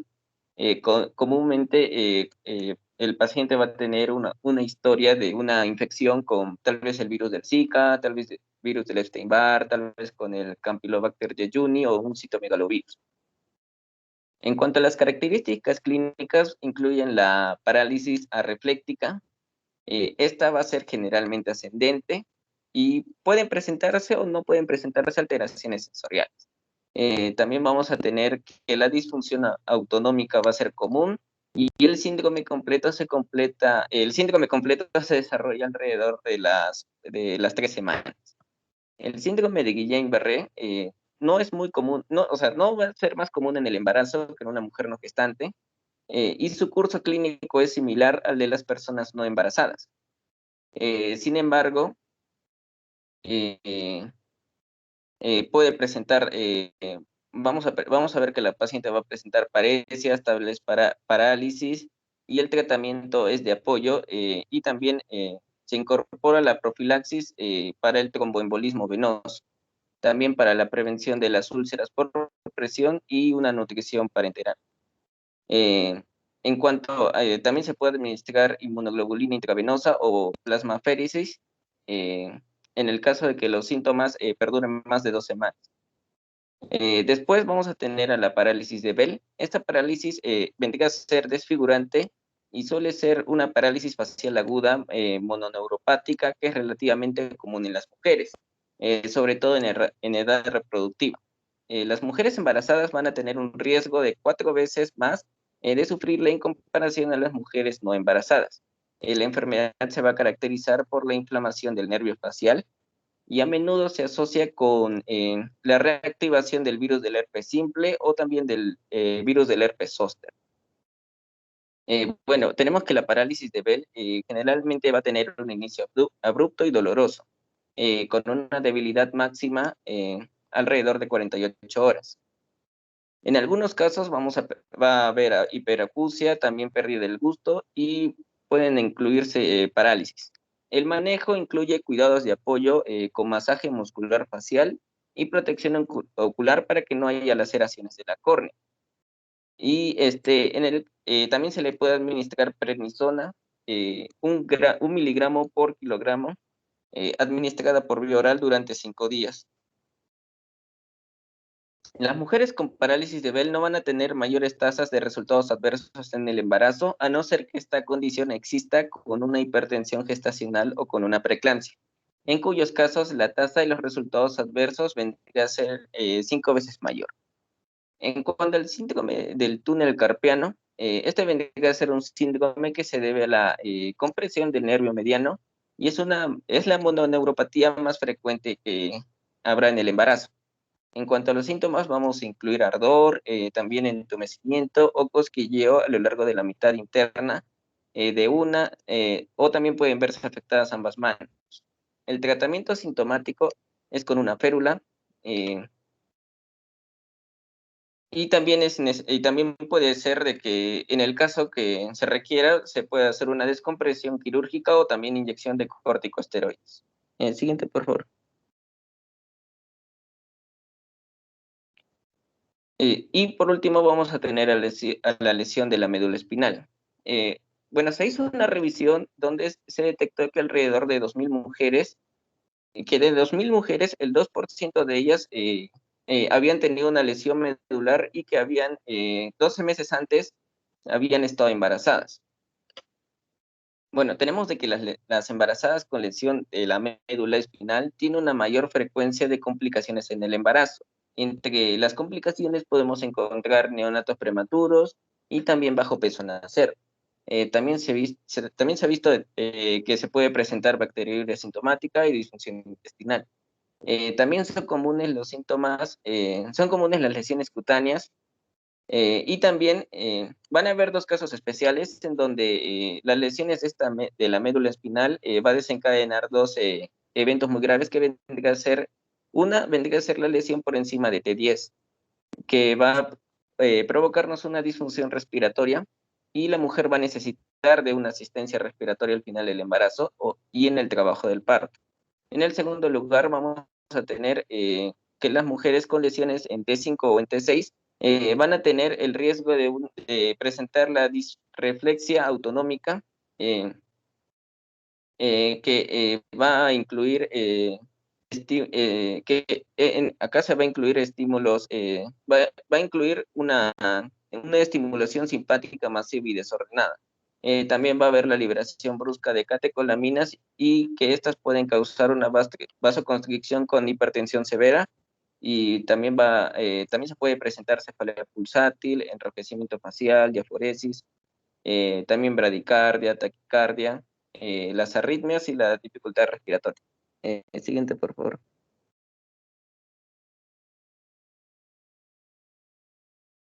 Vamos a continuar con los trastornos psiquiátricos, que ya es el último tema. Siguiente, por favor. Bueno, se sabe que en el embarazo y en el puerperio pueden ser lo suficientemente estresantes como para que se pueda provocar alguna enfermedad mental y que ésta pueda presentarse en recurrencia de un trastorno psiquiátrico ya preexistente o puede indicar el inicio de una nueva afección. En sí, los trastornos de estado de ánimo van a estar relacionados con los cambios propios del embarazo en cuanto a los niveles de esteroides sexuales y los niveles de los neurotransmisores monoamínicos. Puede haber una disfunción del eje hipotálamo-hipófisis suprarrenal, también una disfunción tiroidea o alteraciones en la respuesta inmunitaria. En sí, todos estos trastornos psiquiátricos durante el embarazo se van a asociar con menos atención prenatal según los estudios, con el uso de sustancias y, bueno, con los resultados obstétricos y neonatales deficientes, y todo esto va a llevar a mayores tasas de enfermedad psiquiátrica posparto. Los trastornos del estado de ánimo perinatal pueden tener consecuencias más allá del efecto inmediato en la salud que afecta a la mamá, y también va a llevar a afectar la relación más adelante madre-hijo. Las embarazadas responden de diversas maneras a todos estos factores estresantes del embarazo, y algunas van a presentar inquietudes persistentes con respecto a la salud fetal, al cuidado infantil, a los cambios en el estilo de vida o ante el miedo del dolor de parto. También pueden presentar ansiedad, trastorno del sueño o deterioro funcional, que es lo que va a ser común. Siguiente, por favor.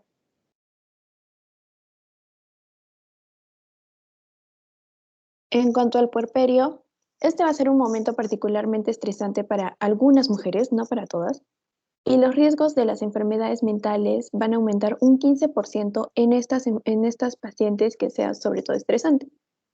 Pueden llegar a desarrollar un trastorno depresivo postparto no psicótico dentro de los 6 meses posteriores al parto. Algunas van a tener una enfermedad psicótica después del parto y a la mitad de esto van a manifestar un trastorno bipolar. En sí, lo más probable son los trastornos depresivos en mujeres con complicaciones obstétricas como preeclampsia grave o la restricción del crecimiento fetal, y en sí que se van a asociar todo esto con el parto prematuro o temprano. En cuanto a la tristeza, se va a llamar o se va a definir como una tristeza posparto, que es el periodo limitado de tiempo de mayor reactividad emocional que van a experimentar la mitad de las mujeres en la primera semana después del parto. Pueden llegar a tener insomnio, llanto, depresión, ansiedad, falta de concentración, irritabilidad. Pueden llorar transitoriamente durante varias horas y luego se recuperan solo para llorar al día siguiente de nuevo. Siguiente, por favor. En cuanto a la evaluación perinatal y detección, en sí la identificación de los trastornos psiquiátricos en el embarazo puede ser algo difícil y desafiante. ¿Por qué? Porque los cambios en el comportamiento y en el estado de ánimo se pueden atribuir la mayoría al embarazo. Entonces se recomienda la detección de estos mediante la primera visita prenatal con una consulta basada sobre los riesgos, sobre los antecedentes de la persona, de sus familiares, etc. También las mujeres que tienen antecedentes de abuso sexual, físico o verbal, el abuso de las sustancias, los trastornos de personalidad, van a tener un mayor riesgo de depresión más adelante. Tanto va a influir también la historia de abandono y abuso para que lleguen a desarrollar más adelante la depresión en el embarazo adolescente. La dependencia al tabaco, la nicotina, la obesidad, todo esto van a elevar las tasas de los trastornos mentales. Y bueno, de nada serviría una detección temprana o perinatal si es que no se lleva un tratamiento adecuado posterior. Siguiente, por favor. En cuanto a los trastornos del estado de ánimo, vamos a hablar ahora de la depresión profunda. Este es el trastorno depresivo más común que se va a manifestar en las embarazadas. El diagnóstico se va a realizar mediante la identificación de los síntomas y bueno, muy pocos van a manifestar todas las sintomatologías que más adelante voy a mostrar. Y bueno, se va a saber de que en sí la depresión es multifactorial y es provocada por los genes y el ambiente. Esto en sí, ¿a qué se va a deber? A que el estrógeno se ha relacionado con el aumento de la síntesis de la serotonina, la disminución de la degradación de la misma y la modulación del receptor. Es por eso que las mujeres que experimentan una depresión postparto tienen muy alto el nivel de estrógeno y de progesterona en suero antes del parto y van a experimentar una caída o una disminución tras el parto. Es por eso que les da la depresión. Siguiente, por favor. Estos son algunos de los síntomas que puede que presenten algunos o todos, pero los que presentan todos son muy pocos, como desesperanza, sentimiento persistente de tristeza, ansiedad, culpa, inutilidad, irritabilidad, pérdida de interés, fatiga, dificultad para concentrarse, insomnio, comer en exceso o también puede perder el apetito, pensamientos de suicidio, dolores o molestias persistentes. Siguiente, por favor. Ahora es sobre la depresión postparto. Esta es la depresión mayor unipolar que puede ser un poco más frecuente durante el puerperio entre las mujeres de la edad población en general. Los síntomas depresivos postparto se van a asociar con la edad materna joven, la depresión prenatal, el hecho de ser soltera, el hecho de consumir o de fumar, también si tienen recién nacidos que requieren cuidados intensivos o aquellos antecedentes de estrés durante el embarazo. Se sabe que también el abuso físico o verbal durante el embarazo va a ser un potente riesgo de depresión postparto. Y bueno, la depresión materna durante las primeras semanas y meses después del parto puede llevar a un apego inseguro y a problemas de conducta posteriores en el niño. ¿Y cómo se va a tratar todo esto? Bueno, el tratamiento de la depresión se va a dividir en dos prácticamente. Para la depresión leve y moderada, las opciones del tratamiento van a ser psicológicas, como la terapia cognitiva conductual. Y ya vamos a usar medicamentos antidepresivos junto con psicoterapia, pero ya en tono para la depresión moderada a grave durante el embarazo o puerperio. Para las pacientes con depresión severa, ya se va a utilizar el inhibidor selectivo de la recaptación de la serotonina. Y si los síntomas mejoran, los síntomas depresivos, durante 6 semanas, el medicamento tiene que continuar por un mínimo de 6 meses para evitar la recaída. Con este tratamiento que están llevando, se sabe que las embarazadas que usan antidepresivos tienen más altas tasas de recién nacidos prematuros y con bajo peso al nacer. Pero con estudios posteriores concluyeron que estos datos hubo una seguridad reproductiva iban a ser tranquilizadores y que los antidepresivos siguen siendo una opción viable para este tratamiento porque no pueden dejar de tomarlo.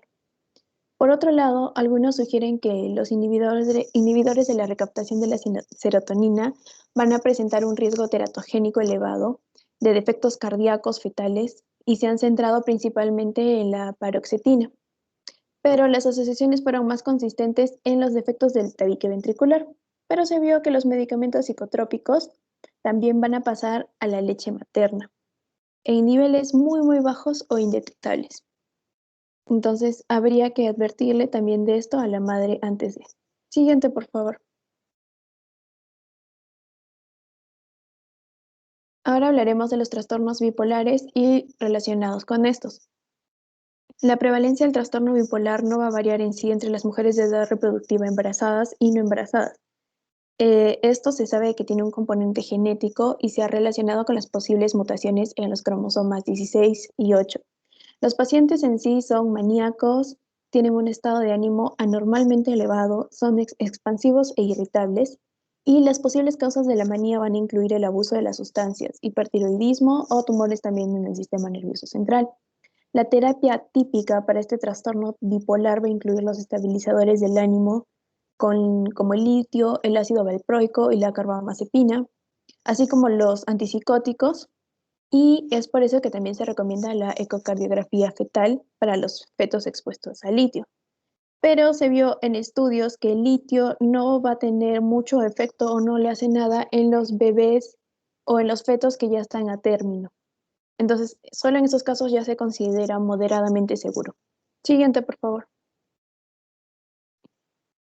En cuanto a los trastornos de ansiedad, estos van a incluir ataque de pánico, trastorno de ansiedad social, fobia específica, trastorno de ansiedad por separación y ansiedad generalizada, además de tener un miedo irracional, tensión, preocupación que se va a acompañar de los cambios fisiológicos como temblor, náuseas, sofoco, mareo, disnea, insomnio y micción frecuente.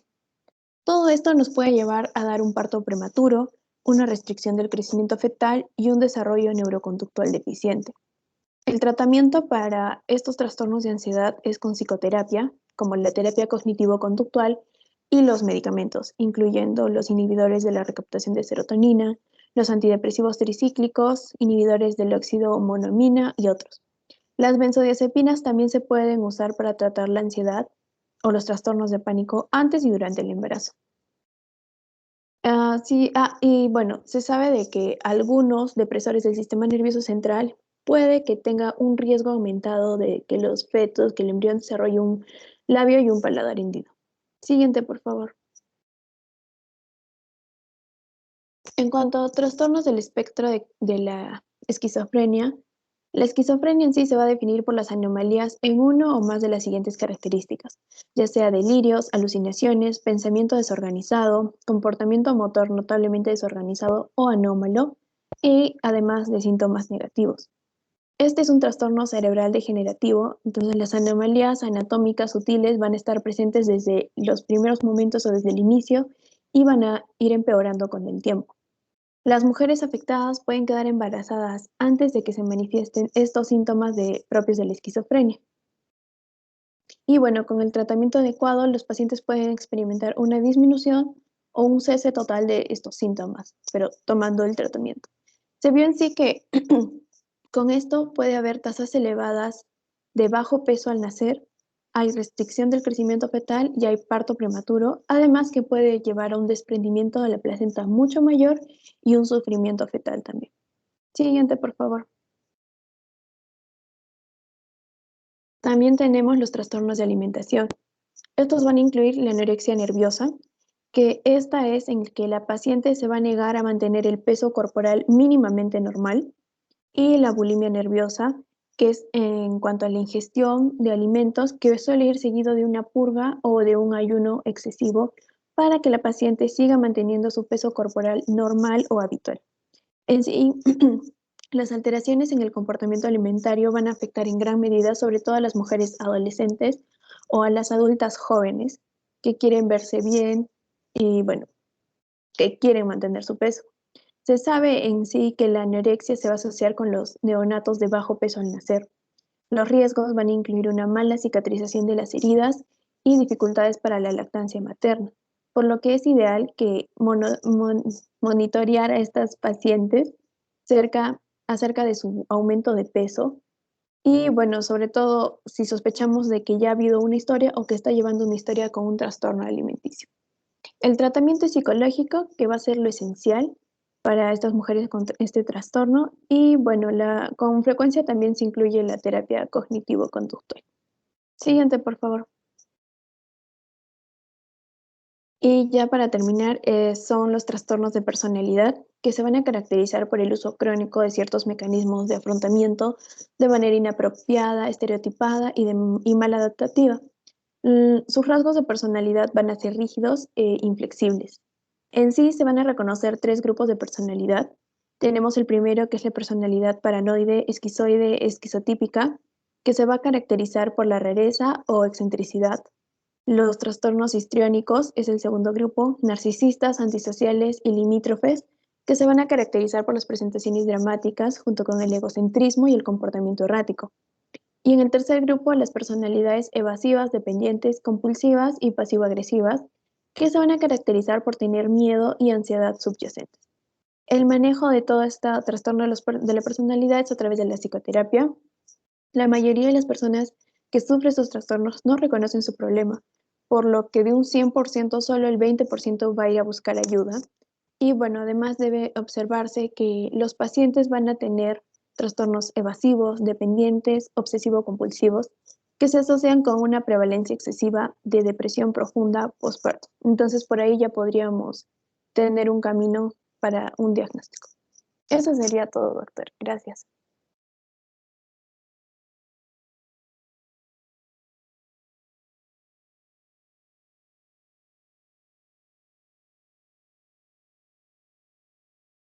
Bueno, está muy bien la exposición. Creo que los temas los han abordado bien en función de tratar de exponer lo más resaltante de cada uno. Solamente una pequeña observación al principio cuando me han hablado de anemias. Está bien el tema en general sobre anemias, pero no podemos manejar exacto como números absolutos que me dicen hemoglobina en el primer trimestre menor de 11, o sea, anemia